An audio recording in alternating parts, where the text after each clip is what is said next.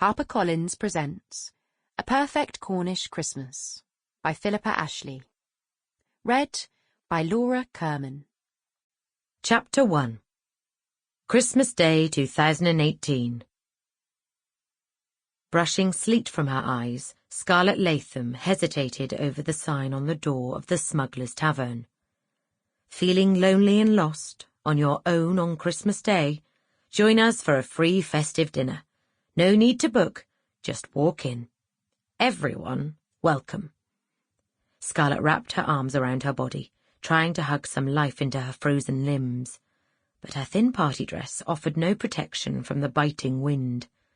The streets of Porthmellow were deserted, as all the normal people of the Cornish harbour town prepared to enjoy Christmas lunch with their friends and families.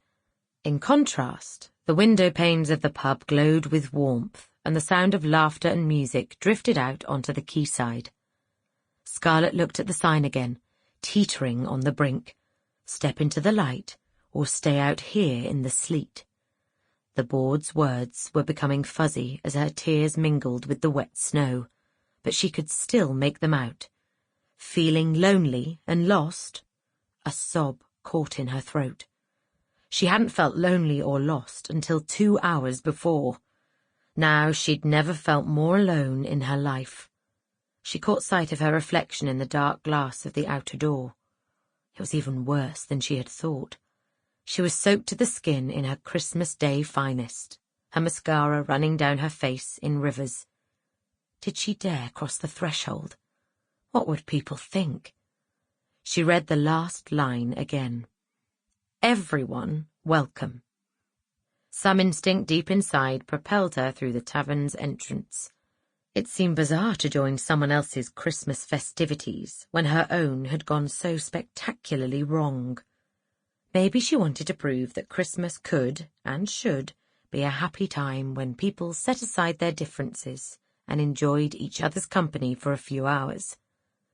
Or maybe she was simply afraid she'd otherwise freeze to death and be found huddled against a pile of lobster pots, covered in snowflakes, like the little match girl.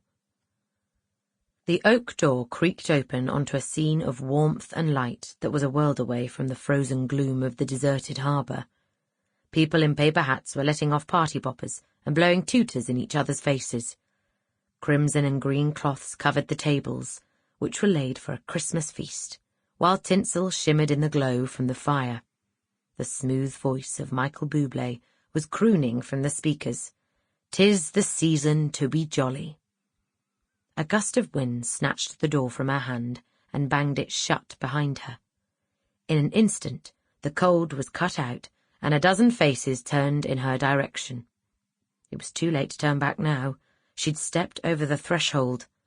They'd be bound to ask questions, seeing how distressed she was. But was she ready to answer them? An elderly man in a fisherman's cap decorated with tinsel hurried over to her. He was vaguely familiar, though her numb brain couldn't put a name to the weather-beaten features. "Hello, my maid. Welcome to the Smuggler's Tavern. Have you come for the lunch for the lonely? You're very welcome, even if you've a strange choice of shoes for the weather." With a cackle of laughter, he pointed to her feet. Scarlett looked down too. Her new rabbit slippers, a gift from her sister, Ellie, were now a sodden mush of grey fluff, as if the unfortunate bunnies had met a sad end on a snowy road. Her Christmas tights had a spud-sized hole at the knee, and the hem on her sequined skirt was drooping. "You must be freezing." The old man's tone softened. "Here, have my cardie." Scarlett was going to refuse, but realised that her teeth were chattering. "It looks new. Don't you need it?" Already taking it off, he pulled a face. "No, can't stand the bloody thing. Unwanted present from my cousin. Does it every year. Same cardie, same colour, always the wrong size."